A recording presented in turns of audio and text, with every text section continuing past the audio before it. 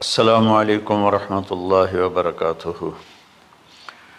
الحمد للہ الذی بیدہ الملک وہو علی کل شیء قدیر، هو الاول والآخر والظاہر والباطن وہو بکل شیء علیم، واشہد ان لا الہ الا اللہ وحدہ لا شریک لہ، واشہد ان سیدنا ومولانا محمدا عبدہ ورسولہ، ارسلہ بالحق بشیرا ونذیرا وداعیا الی اللہ بإذنہ وسراجا منیرا، صلی اللہ تعالی علیہ وعلی آلہ وعلی اصحابہ وبارک وسلم تسلیما کثیرا کثیرا، اما بعد فاعوذ باللہ من الشیطان الرجیم، بسم اللہ الرحمن الرحیم۔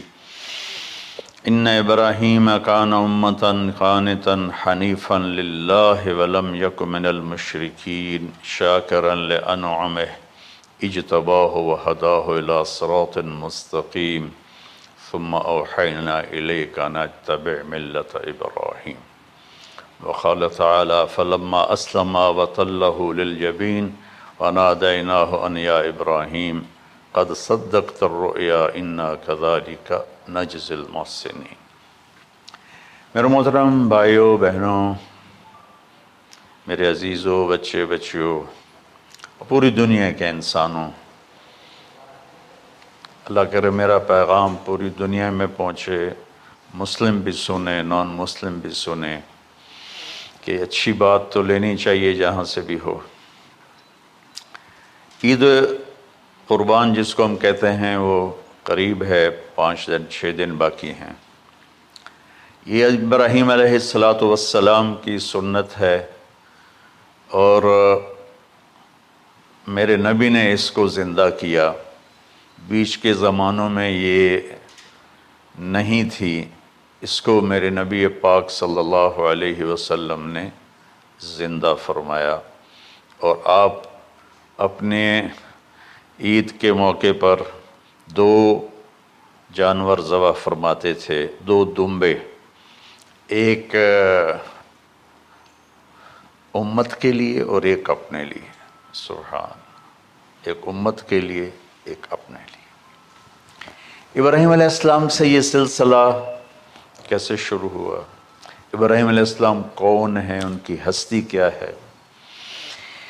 ابراہیم علیہ السلام وہ نبی ہیں جن پر ساری امتوں کا اتفاق ہے۔ یہود بھی ابراہیم علیہ السلام کو کہتے ہیں ہمارے ہیں، عیسائی بھی ابراہیم علیہ السلام کو کہتے ہیں ہمارے ہیں، مسلمان بھی ابراہیم علیہ السلام کو کہتے ہیں ہمارے ہیں۔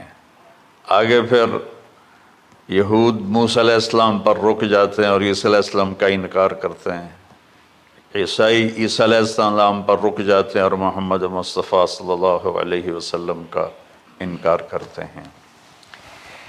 ان ابراہیم لأواہ حلیم، ان ابراہیم لأواہ حلیم۔ ابراہیم بہت مہربان، رونے دھونے والے تھے، اور ابراہیم کا مطلب بھی ہے مہربان باپ، مہربان باپ۔ ابراہیم علیہ السلام کی کہانی تو بہت لمبی ہے، اسے سنانے کے نہ مجھے سکت ہے، اور نہ ہی آگے جو ہم کاسٹ کرتے ہیں اس میں اتنی ہمت ہوتی ہے، تو ہم شروع ہی کرتے ہیں کہ ابراہیم علیہ السلام سے اللہ نے اپنے بچے کی قربانی کیسے لی، پیچھے سارے واقعات کو چھوڑ کر۔ ابراہیم علیہ السلام کو جب آگ میں ڈالا گیا اور اللہ تعالیٰ نے ان کو آگ سے زندہ سلامت باہر نکالا، تو پھر انہوں نے ہجرت فرمائی اور مصر گئے۔ مصر کا جو بادشاہ تھا وہ ہر آنے والی عورت کو زبردستی ایک رات اپنے کمرے میں رکھتا تھا، تو اس نے حضرت سارہ علیہ السلام کو بھی قبضہ کر کے اپنے کمرے میں رکھا۔ جو ہی ہاتھ بڑھاتا اس کا ہاتھ سوکھ جاتا، پیچھے کرتا تو ٹھیک ہو جاتا، پھر ایسے ہاتھ بڑھاتا سوکھ جاتا، پھر پیچھے کرتا ٹھیک ہو جاتا۔ پھر ایسے ہاتھ بڑھایا، سوکھ گیا، پھر پیچھے کیا، ٹھیک ہو گیا۔ تو اس نے کہا یہ تو کوئی اور ہی بات ہے، تو اس نے اپنی بیٹی حضرت ہاجرہ وہ ان ابراہیم علیہ السلام کے نکاح میں دے دی۔ ابراہیم علیہ السلام اس وقت 70 سے اوپر جا چکے تھے اور حضرت ہاجرہ 22 سال کی تھی۔ یہ 3 افراد کا قافلہ ہجرت کر کے فلسطین پہنچا، اور ابراہیم علیہ السلام کی عمر گزر گئی۔ رب ہب لی من الصالحین، یا اللہ کوئی نیک بچہ دے، یا اللہ کوئی نیک بچہ دے۔ اولاد کا نیک ہونا ضروری ہے، ڈاکٹر بنے، انجینئر بنے، عالم بنے، مفتی بنے، ان میں سے کوئی چیز ضروری نہیں، اولاد کا نیک ہونا ضروری ہے، اور اس کے لیے والدین کو ٹائم دینا پڑے گا، والدین کو محبت دینی پڑے گی، والدین کو گود دینی پڑے گی، والدین کو شفقت دینی پڑے گی، ورنہ اولاد اور ماں باپ 2 کنارے بن جائیں گے۔ کچھ تقریباً 84 سال کی عمر میں اللہ تعالیٰ نے حضرت ہاجرہ سے بیٹا دیا، سارہ کی بجائے ہاجرہ سے بیٹا دیا۔ حضرت اللہ کی حکمت تھی، اللہ بھی یہی چاہ رہے تھے، تو حضرت سارہ کو بڑی تکلیف ہونے لگی، کہنے کہ اس بچے کو مجھ سے دور کرو، اس بچے کو مجھ سے دور کرو، میں دیکھ نہیں سکتی۔ تو جبریل آئے کہ اللہ تعالیٰ بھی فرما رہے ہیں کہ اسے یہاں سے دور کرو، کہ کہاں لے جاؤں؟ کہ یہ ہم بتائیں گے کہاں لے جانا ہے۔ تو جبریل انسانی شکل میں اونٹ پہ سوار ہو کر تشریف لائے، اور پیچھے حضرت ابراہیم علیہ السلام اپنی اونٹنی پر، بچہ، بیگم، اور آگے جبریل رہبر کے طور پر۔ فلسطین سرسبز ہے، کہیں خشک ہے، لیکن پانی ہے، اچھی آبادی ہے۔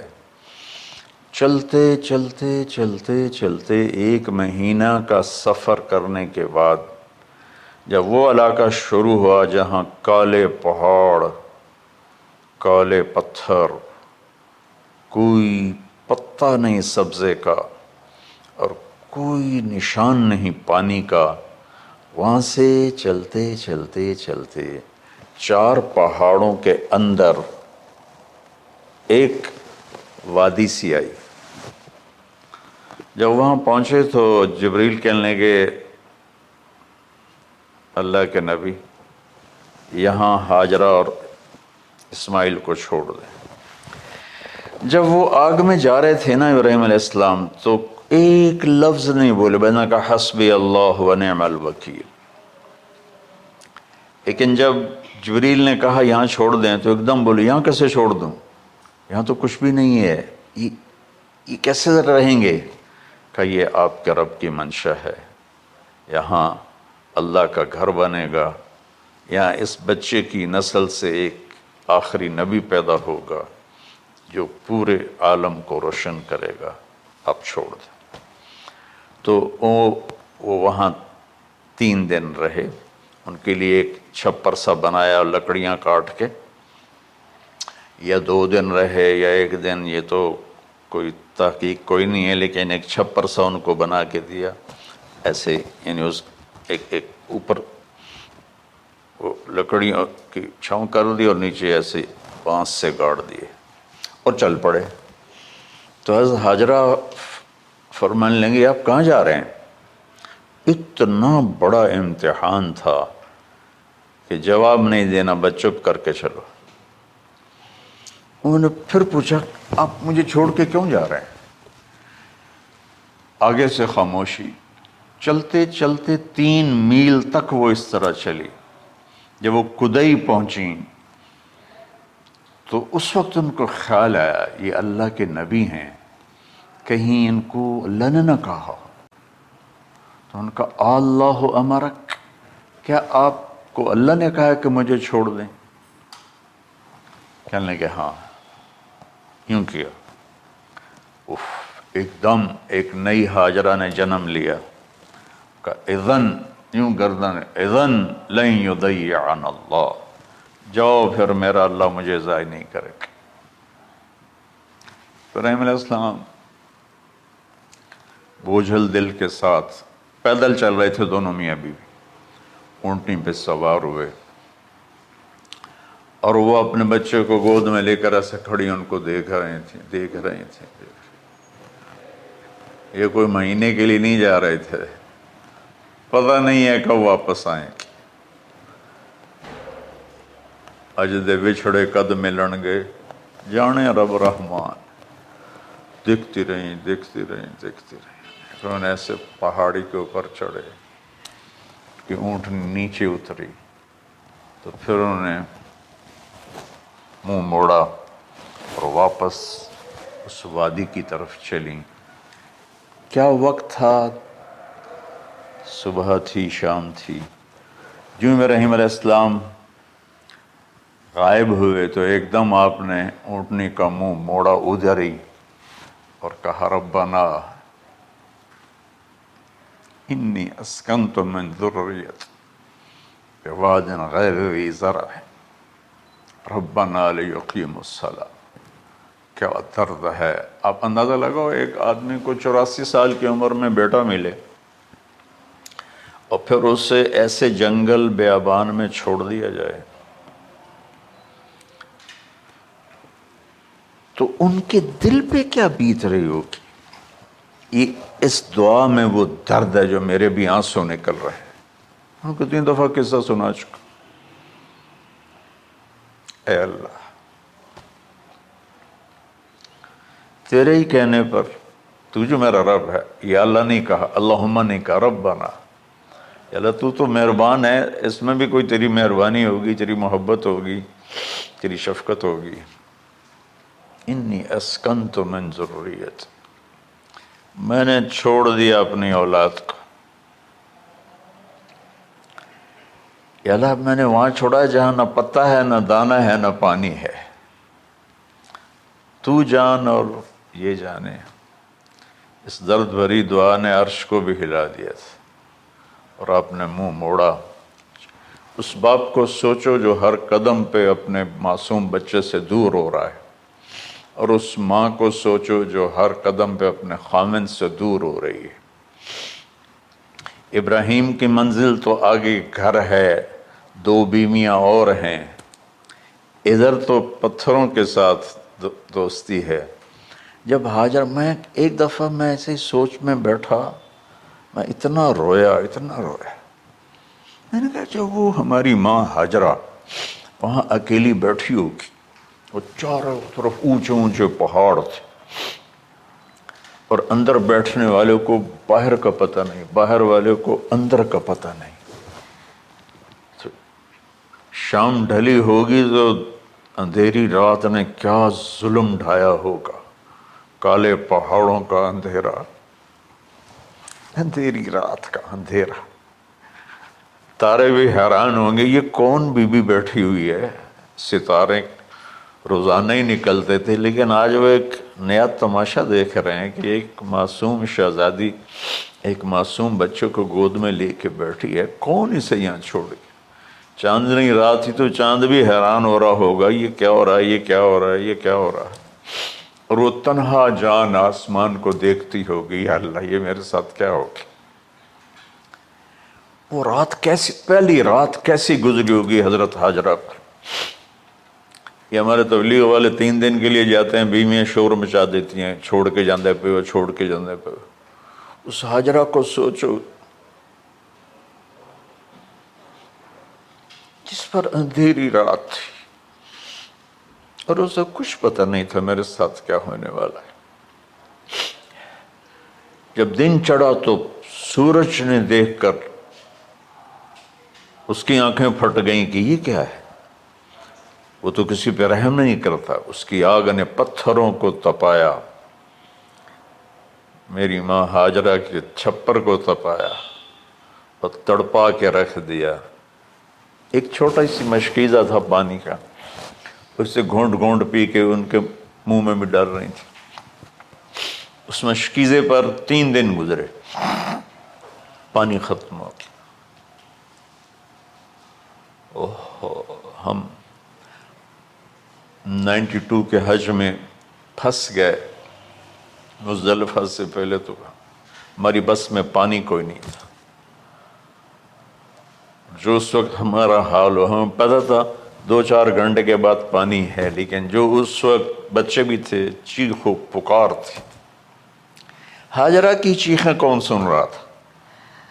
اور ادھر اسماعیل کی دھاڑ دھاڑ شروع ہو گئی، پیاس کی وجہ سے، بھوک کی وجہ سے۔ بے بس ماں دیکھ رہی ہے، میں کیا کروں؟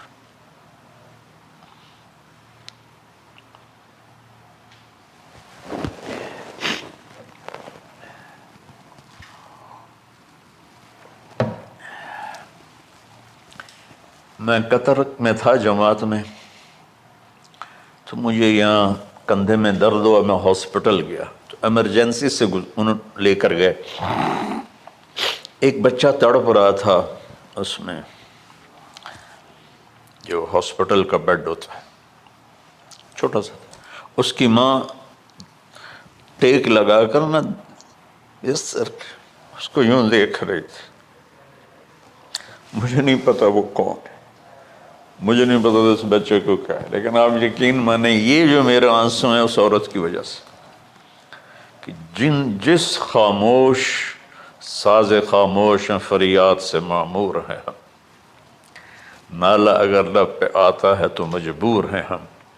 جس طرح وہ ماں ساز خاموش تھی اور اس کے چہرے پر درد پکار رہا تھا، میں صرف ایسے گزرتے گزرتے اس کو دیکھا اور میں آج رو رہا ہوں 15 سال کا قصہ یاد کر کے۔ تو ہاجرہ کے چہرے کو کون پڑھنے والا تھا؟ کون سی ایمرجنسی وارڈ میں بیٹھی تھی؟ کون اس کے لیے کہہ رہا تھا میں پانی لاتا ہوں، کھانا لاتا ہوں؟ موت تھی دونوں ماں بیٹی کی۔ تو یہ بے قراری میں صفا مروہ کی دوڑ لگائی، انہیں پتا تھا کچھ نہیں ہے۔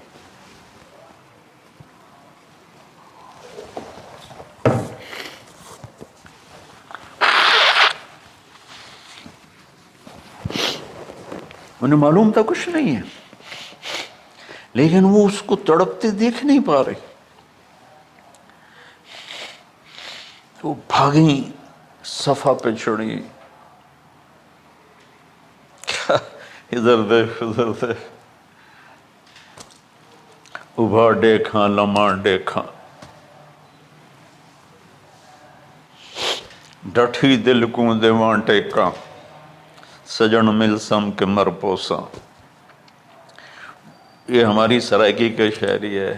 مشرق دیکھتے ہوں، مغرب دیکھتے ہوں، دائیں بائیں دیکھتے ہوں، کوئی ہے میری فریاد سننے والا۔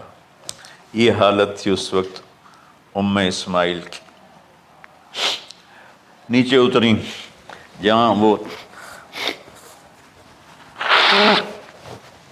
ٹیوب لائٹس آتی ہیں، وہاں وہ نیچے ہو گئے اور بچہ غائب ہو گیا، تو دوڑ لگاتے۔ مصر کی شہزادی اور مکے کے نوکدار پتھروں کے اوپر دوڑ رہی تھی۔ جب بچہ نظر آیا پھر آہستہ ہو گئی، پھر مروہ پہ چڑھی، پھر صفا پہ چڑھی، پھر مروہ پہ چڑھی، پھر صفا۔ مجھے لگتا ہے صفا مروہ بھی رو رہے ہوں گے اس وقت، اور مکے کے پہاڑ بھی رو رہے ہوں گے، سورج بھی اس وقت رو رہا ہوگا۔ آخر وہ مروہ پہ تھک کے گر گئیں۔ یہ نہیں کہ انہوں نے 7 چکر لگانے تھے، 7ویں چکر کے بعد ان کی ہمت جواب دے گئی، وہ گر گئیں اور ان کا جینا چاہا کہ میں بچے کو اپنے سامنے مرتا دیکھوں، اس لیے وہیں گر گئیں کہ میں اتھے مر جاؤں اتھے مر جاؤں۔ پھر ایسے حسرت بھری نظروں سے یوں دیکھا مر گیا کہ نہیں، تو وہاں ایک آدمی کھڑا تھا۔ پھر مردہ جسم میں پھر جان آ گئی، پھر انہوں نے اپنے آپ کو اٹھایا اور دوڑ لگائی۔ پہنچی تو آدمی غائب تھا اور ایڑیوں سے پانی نکل رہا تھا۔ اتنے چکر کیوں لگوائے، پہلے ہی نکال دیتا۔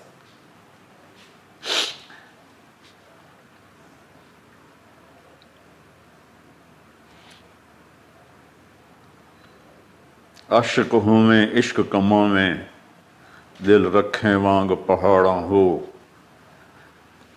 سہ صدیاں ہزار علام میں کر جانے باغ بہاراں ہو منصور جے چک سولی دتے جڑے واقف کل اسراراں ہو سجدیں سر چائیں نہ باہو توڑے کافر کہیں ہزاراں ہو عاشق سوئی حقیقی جڑا قتل معشوق دے مننے سر نو جوڑے تے مکھ نہ موڑے ہمیں 100 تلواراں کھنے سچا عشق حسین علی دا باہو سر دتے تے راز نہ بن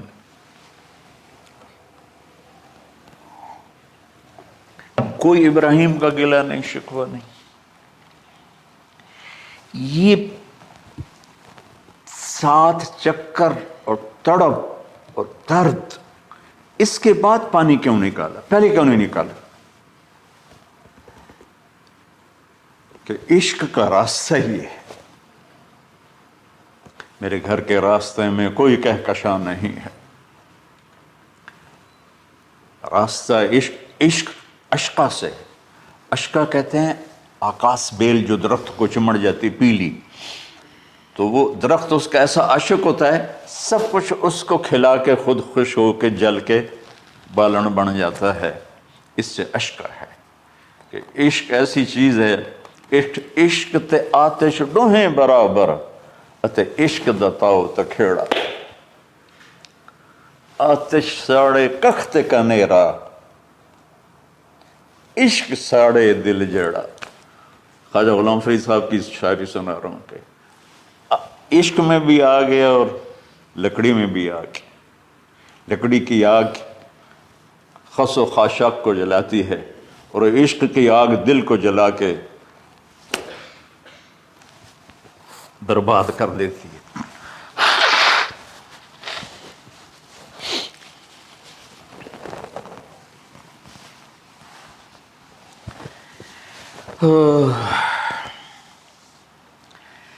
یہ دنیا میرے بھائی بہنوں امتحان کی جگہ ہے. ہم اسے جنت بنانا چاہتے ہیں. ہم یہاں اپنی مرضیاں پوری کرنا چاہتے ہیں. اللہ کی قسم، اللہ کی قسم، اللہ کی قسم، جس نے اپنی مرضی پہ چلنا شروع کیا وہ تباہ ہو گیا.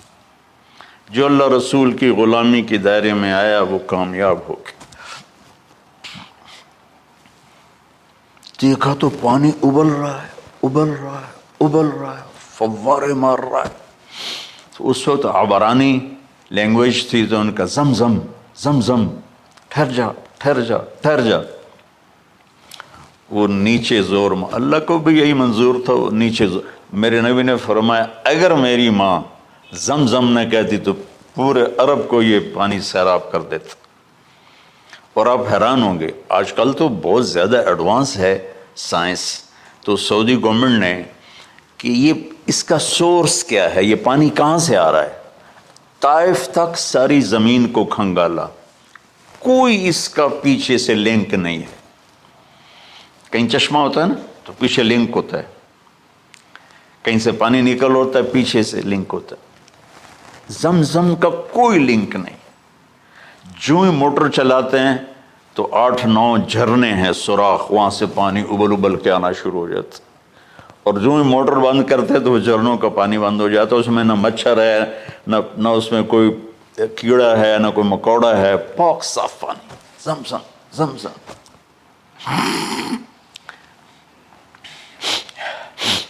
جتنا اونچا بنانا ہو بلڈنگ اتنی گہری بنیاد. اس ماں بیٹے سے محمد مصطفیٰ نے آنا ہے تو پھر بنیاد تو گہری ہوگی نا. ایسے تو نہیں ہے نا.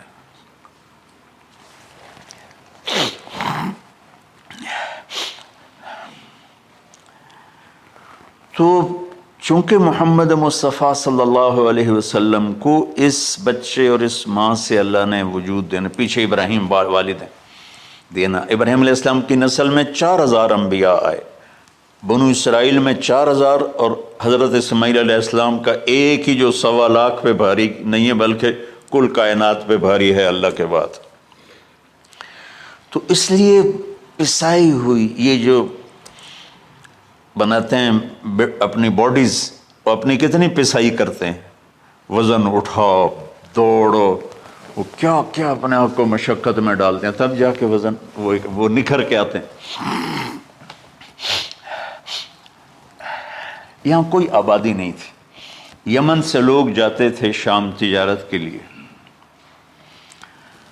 تو قبیلہ جرہم کا گزر تھا، پانی نہیں تھا، تو وہ پانی کی تلاش میں تھے، انہوں نے پرندے دیکھے، وہ کہنے کہ پرندے تو پانی پر آتے ہیں، انہوں نے 2 آدمی بھیجے، آگے دیکھا ایک خاتون، ایک بچہ اور کنواں تو نہیں تھا، پانی چشمہ، تو وہ سارے آئے اور کہا کہ بہن ہم یہاں ٹھہر جائیں، کہا ٹھہرو لیکن پانی میرا، ان کا ٹھیک ہے پانی آپ کا ہے۔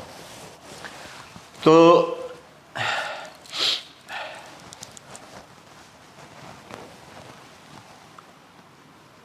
ایک سال کے بعد اجازت ملی، جاؤ مل کے آؤ، مل کے آئے۔ جس گھاٹی سے ابراہیم کو جدا کیا تھا اس پر کتنی دفعہ حضرت ہاجرہ کی نظر پڑتی ہوگی،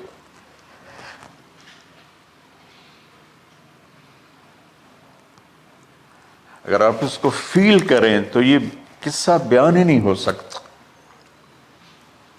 بس رونا ہی پڑے گا۔ اور خاص طور پر آج کے دور میں جب کوئی اللہ کو کی ماننے کے لیے تیار ہی نہیں ہے، کوئی جہنم سے ڈرنے کے لیے تیار نہیں، کوئی جنت کی طلبگار نہیں۔ 1 سال کے بعد اونٹنی کا سر نظر آیا تو دل اچھل کے آسمان کو جا لگا کہ میری آنکھوں کی ٹھنڈک آ گئی، میرے سر کا سایہ آ گیا، میرے بیٹے کی چھاؤں آیا۔ وہ اونٹنی بٹھائی، کہا تشریف لائیے، کہنے لگے اترنے کا حکم نہیں ہے، صرف ملاقات۔ نہ آتے صبر آیا ہوا تھا، صبر توڑ کے پھر جا رہے ہیں، تو اف نہیں کی، آہ نہ کر لبوں کو سی، زخم پہ زخم کھا کے جی، اپنے جگر کا لہو پی، آہ نہ کر لبوں کو سی، عشق ہے دل لگی نہیں، سینے پہ تیر کھائے جا، آگے قدم بڑھائے جا، یعنی زبان حال سے کہہ دے اس کے ہاں ستائے جا۔ کوئی شکوہ گلہ نہیں ہے، یہ کیا ملنا ہے، نہ آتے وہیں بیٹھے رہتے۔ کہنے لگے اچھا بچہ گود میں دے دوں، سینے سے لگا پیار کی، بہتے آنسو بچے کے رخسار پہ گرے، بچوں کو پتہ نہیں کون ہے۔ کہنے لگی اجازت ہے آپ کا سر دھو دوں، منہ دھو دوں، پاؤں دھو دوں، ہاتھ دھو دوں، یہ پانی پاک ملا ہے، ٹھیک ہے واپس۔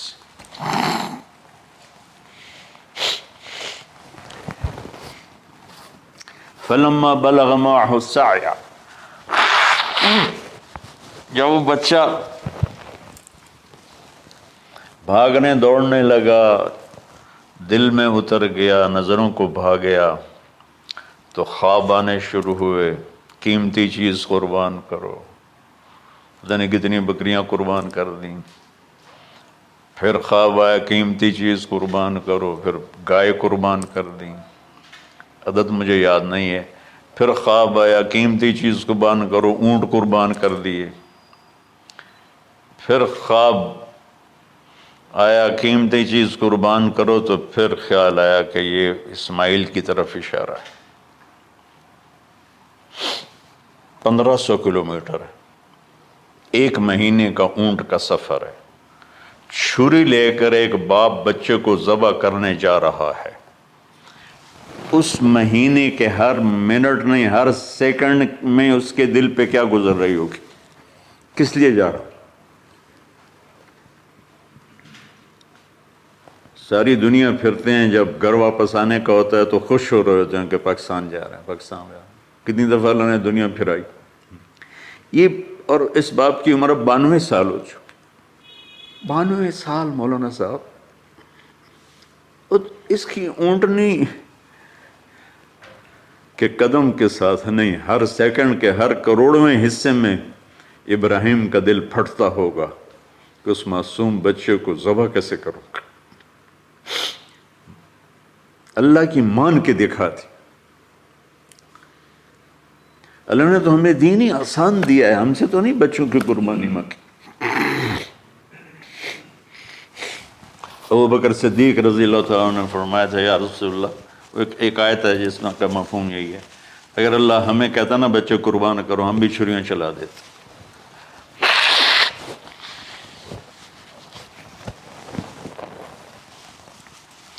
تو میں اس تصور میں جب ڈوبتا ہوں میں رونا شروع کر دیتا۔ عاصم کا بازو ٹوٹا، 6 سال کا تھا،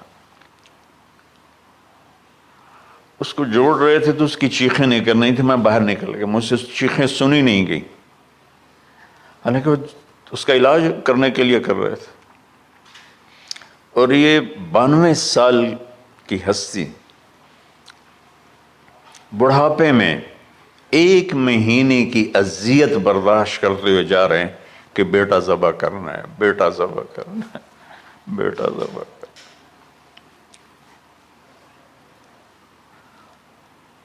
تو وہاں پہنچے تو اب اسماعیل نے جانا ہے کہ یہ ہیں میرے ابا، وہ کیسے لپٹے ہوں گے، کیسے چوما ہوگا، کیسے پیار کیا ہوگا، یہ بیوی کا آپس میں۔ مجھے نہیں پتا کہ کتنے عرصے بعد انہوں نے ایک قدم اٹھایا، لیکن کہا کہ بچوں کو تیار کرو، میں اس کو سیر کرانے لے جا رہا ہوں۔ بڑی خوش ہوئی، ماں بھی بچہ بھی اچھل رہا ہے، اور لے کے پہنچے جمرہ کبریٰ پر، وہ جو شیطان کو 3 جگہ مارتے ہیں، تو آخری جگہ وہاں اس وقت ایک تنگ سی جگہ تھی پہاڑوں میں گھری ہوئی، وہاں پہنچے تو کہتے ہیں یا بنی انی، کوئی شک شبہ والی بات نہیں ہے، ارا فی المنام انی اذبحک، میں نے تمہیں ذبح کرنا ہی ہے، انی میں نے تمہیں ذبح کرنا ہے، فانظر ماذا تری، تیری رائے کیا ہے؟ قربان جاؤں اس ماں پہ جس نے 7-8 سال کے بچوں کو کیا تربیت دی۔ یا ابت افعل ما تؤمر، یعنی یا ابت افعل، بیچ میں کوئی حرف نہیں، کوئی عطف نہیں، یا ابت افعل بما تؤمر ستجدنی انشاء اللہ من الصابرین۔ اس عمر میں اپنی قربانی کو اللہ کے ساتھ جوڑا، ابا کرو آپ۔ یہ جب ماں اپنے بچے کو فوکس کر، آج کی مائیں، میں گلہ کرتا ہوں آپ کے والدین سے، میں گلہ کرتا ہوں، انہوں نے اپنی اولاد کو فوکس نہیں کیا، یہ اپنے دھندوں میں اتنا پھنسے ہوئے ہیں، اپنے کاموں میں،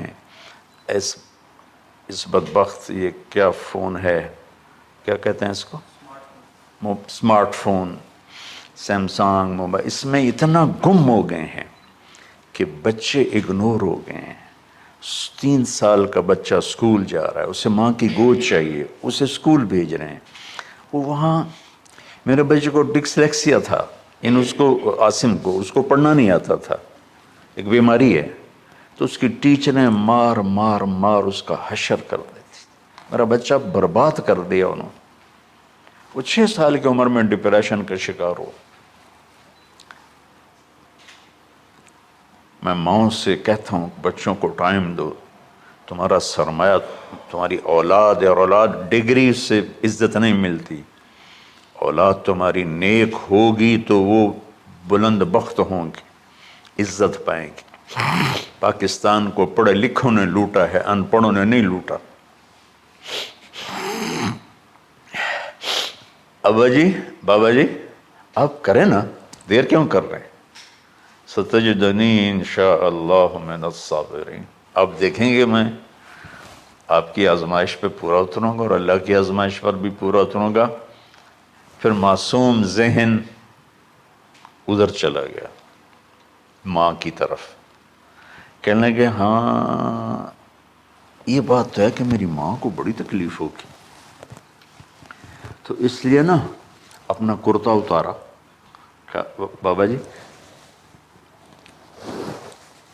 یہ کرتا آپ میری ماں کو دے دیں، وہ جب مجھے یاد کرے گی میرا کرتا دیکھ لے، اور آپ نے مجھے یہیں دفن کرنا ہے، ادھر نہیں لے جانا، اور آپ بھی احتیاط کریں مجھے الٹا الٹائیں، طلّہ للجبین، میرا سر زمین پہ لگا ہے، گردن نہیں، تاکہ آپ کو تکلیف نہ ہو مجھے دیکھ کر۔ اب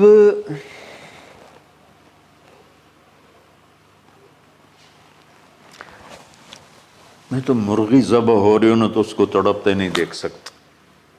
قربانی کے لیے مفتی صاحبان کہتے ہیں کہ اوپر کھڑا ہونا چاہیے، خود کرے یا اوپر کھڑا، میں نہیں کھڑا ہو سکتا۔ جانور جب تڑپتا ہے تو مجھے کچھ ہونے لگتا، تو میں بچوں کو بھیجتا ہوں جاؤ قربانی پہ کھڑے ہو۔ جیسے ابراہیم علیہ السلام کا تصور کر کے میری چیخیں نکل کہ انہوں نے جب ان کی کمر پہ گوڈا رکھا ہوگا یوں کر کے، ہاتھ باندھے پاؤں باندھے، اور سر کے بال یوں اٹھا کے یہاں لائے ہوں گے سر کو، اور چھری یہاں رکھی ہوگی، تو کیا کیفیت؟ تو یوں آسمان کو دیکھ کر کہ یا اللہ کیا تم مجھ سے ناراض ہو گیا کہ میرے دل میں اسماعیل زیادہ اتر گیا ہے؟ یا اللہ ایسا کبھی نہیں ہے، یا اللہ یا میرا کوئی امتحان تو لے رہا ہے، یا اللہ تیرے اوپر سب کچھ قربان ہے، اور یوں چلائی، اور اللہ تعالیٰ نے چھری کی کیا حیثیت ہے، اس نے چلنے سے انکار کر دیا، پھر چلائے، پھر چلائے۔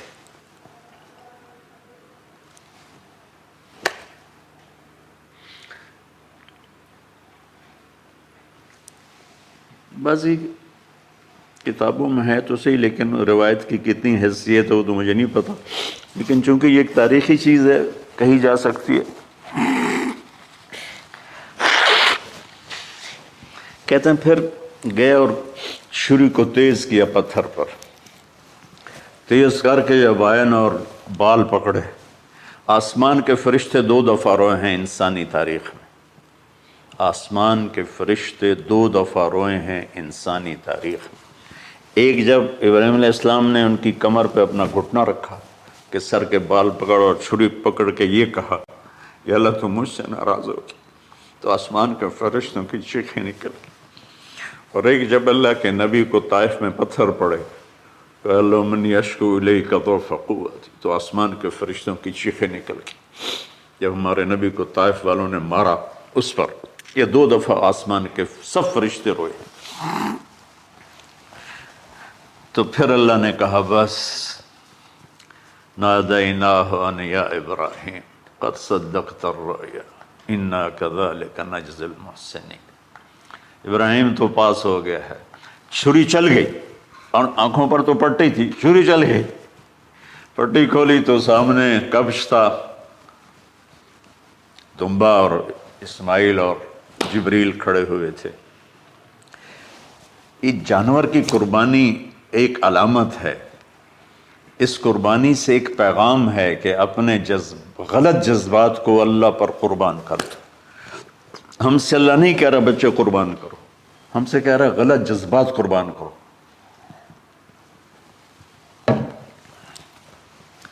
ہم سے اللہ کہہ رہا ہے اپنے جذبات کو دبا دو جو تمہیں اللہ اس کے رسول سے دور کرتے ہیں، ان پر چھری چلاؤ۔